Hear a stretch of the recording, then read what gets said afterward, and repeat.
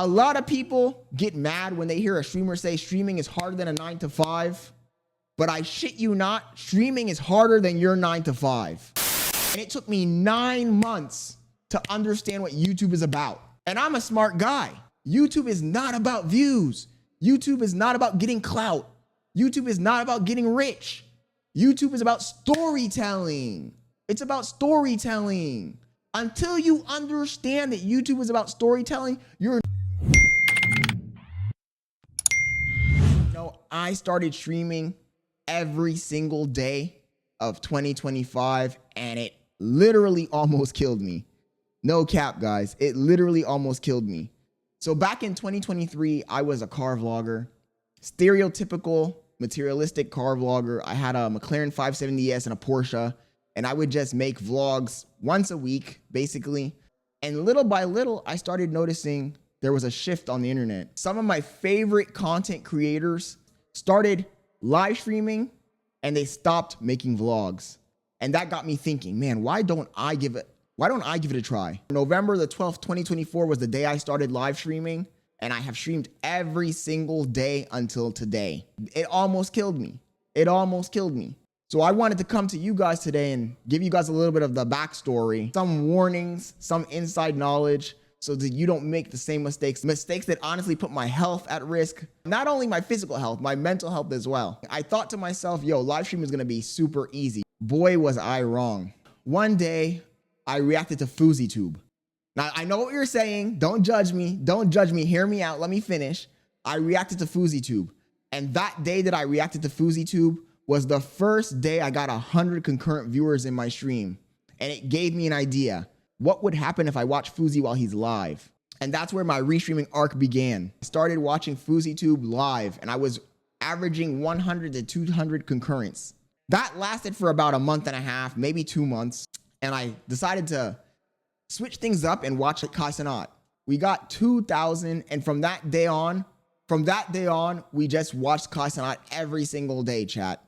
This is where the mental health toll started to come in. Before this point of watching Kai Cenat, my mental health was not really that disturbed. When we got into the Kai Cenat arc, we started watching for hours. I would have 7-hour streams, 8-hour streams. When he was doing Mafiaton, we literally did a 24-hour stream. I stayed up for 24 hours, reacting to Kai Cenat, reacting to AMP, reacting to all of these other content creators. And when I say reacting, I'm being very loose with the term. More than anything, we were restreaming. We were restreaming their content and doing interjections. And I thought I was reacting, but I really wasn't. And that went for a while. That went on from when I had 1,000 subscribers to when I reached 5,000 subscribers. So in that time period, I got 4,000 new subscribers, right? But the problem is my mental health was deteriorating fast. I wasn't happy at all. Who would be happy? Who would be happy when you're essentially stealing content? They weren't there for Scott Leonard. And some people, some of the trolls, some of the haters, some people even let me know directly. They said, yo, Scott, we're not here for you. Shut up. We're here to watch Kai Cenat. So I went through 3 months of this, chat. 3 months of getting bullied by the people who I thought were my community. Every day I would end stream. I'd have a mental breakdown. I would say to myself, do I really want to keep doing this? Do I really want to keep doing this? When these people are not my supporters, I can already see it. You know, little by little, the delusion started to fall from my eyes. I started to see the true picture. These people are not my fans. They're here because they want to watch Kai Cenat without ads. Bottom line, what am I doing? I took a channel that was all about me, my lifestyle, my goals, my accomplishments, and I directed all of the energy of my channel towards someone else, towards a person I don't even know, towards a multimillionaire famous streamer, basically turning myself into a conduit for Kai Cenat. Now, I'll let you guys know this right now. It takes a lot of self-reflection for you to be able to look back at yourself, analyze your situation, and see the reality of your situation. I think a lot of people are incapable of doing that. A lot of people would just continue. They would just get blinded by the views because we were getting views, chat.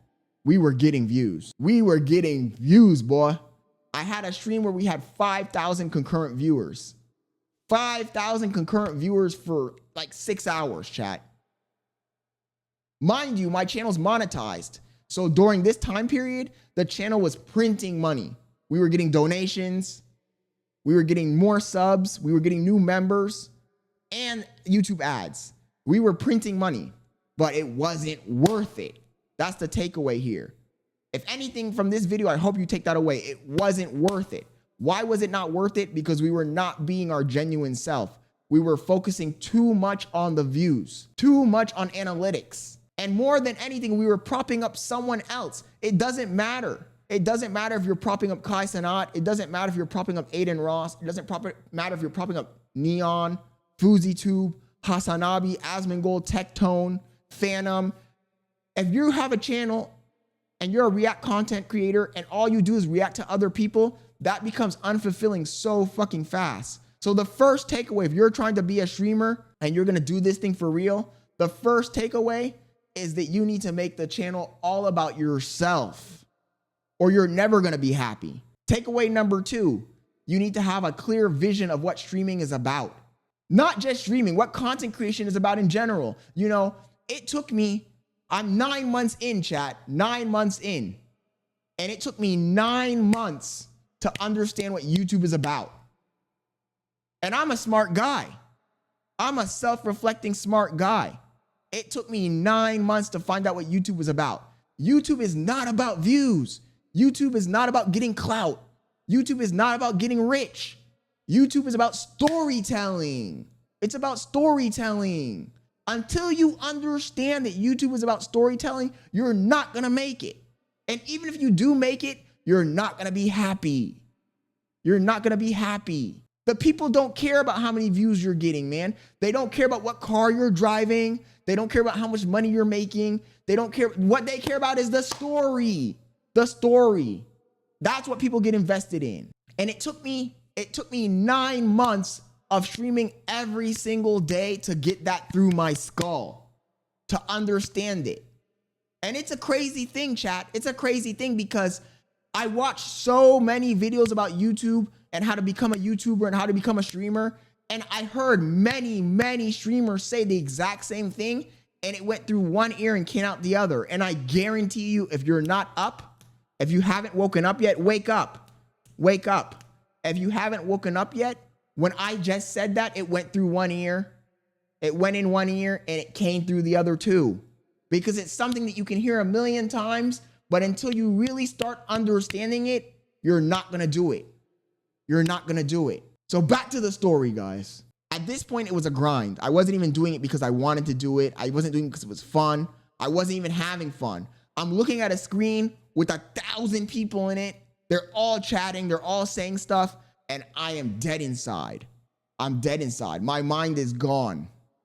To the point where I don't even remember what we were talking about, what we were watching. I'm zoned out. I'm just going with the flow. Kai Cenat's doing some dumb shit on the screen. I'm watching it. Every once in a while, I interject and say something, essentially stealing the freaking content. I'm not even trying anymore, chat. I mean, I am trying, but I'm not trying. I think that I'm doing something, but I'm really not doing something. I got people once in a while that would come in and tell me, yo, Scott, this ain't it, bro. This ain't it. You're stealing content, dude. Go make your own original content. Go make your own original content, Unc. And I would sit there to myself thinking, these guys are haters. Why do they keep coming in here and telling me this? Little did I know that those guys would be the catalyst of me going out and doing my own thing. Me going out and becoming a streamer for real.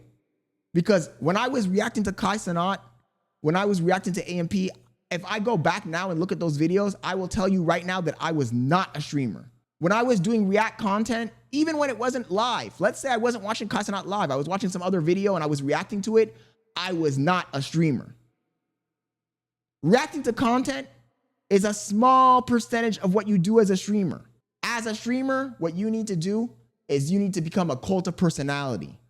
You need to become the main character. It needs to get to the point where the people aren't watching you because you're reacting to a video that they wanted to watch. The people are watching you because they want to see what you're going to do next. They want to know how your story is going to go. Until it gets to the point where people are invested in you as a story and they're not invested in what you're reacting to, you're not a streamer. It doesn't matter how many thousands of people you have. And I didn't understand that until I got to the catalyst point, to the breaking point, to the point where my mind was about to collapse. So I did a 24-hour stream, almost died. Literally, I slept for like 2 days after the 24-hour stream, guys.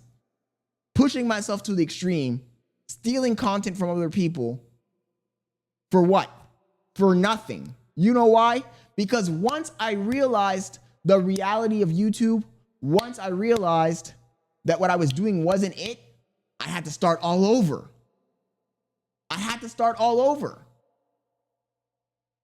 I came this close to ruining my channel, guys, and this close to ruining my life with this streaming bullshit. And don't get me wrong, now I'm starting to love streaming because I'm doing what I want to do. I'm talking for hours, not even reacting to content. We'll react to 1 or 2 videos, but not even reacting to content. Now I'm doing my own thing. I'm talking my own talk. I'm doing my own thing. I'm having fun with the community. I'm building a community that's really about me now, that's really invested in my story, the story of Scott Leonard. And now I'm having fun. But I came this close to destroying my channel because I was on some bullshit. And the whole point of me making this video today is to get you guys to stop, think about what you're doing, why you want to become a streamer. Are you becoming a streamer because you want to communicate, you want to connect with an audience, share your ideas, and grow as a person? Or are you trying to be a streamer because you saw Kai Cenat get famous, rich, and you want clout? Because if you're doing this for the wrong reasons, you're not going to be happy. You might as well give up. And also, it's a lot of work. A lot of people don't realize streaming is a lot of work.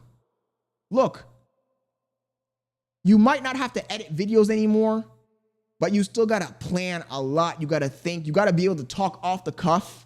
That is not easy. A lot of people think that it's going to be an easy walk in the park. It is not easy at all. It takes a lot of mental fortitude. And the other thing that you're not taking into consideration is when you're reacting to content or when you're talking about a topic, you're going to have a live audience there berating you.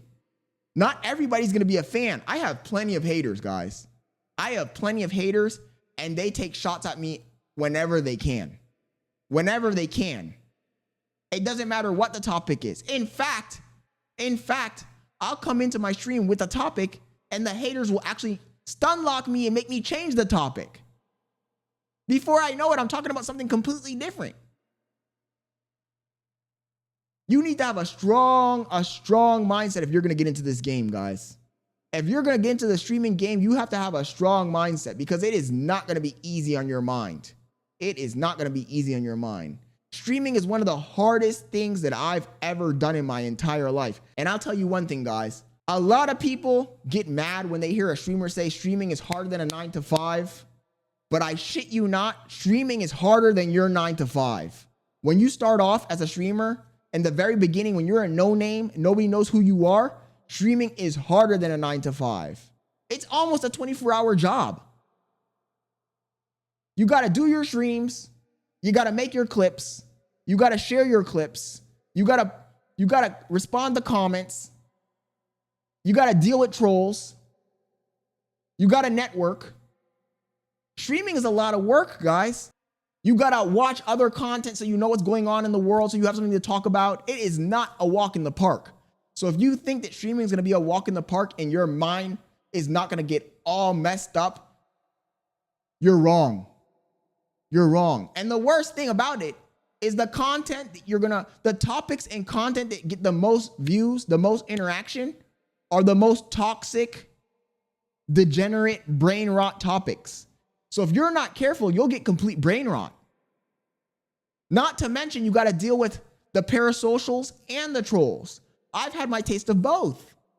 I'm a small streamer, chat. I average between 15 and 20 concurrent viewers right now. And I've already dealt with stalkers.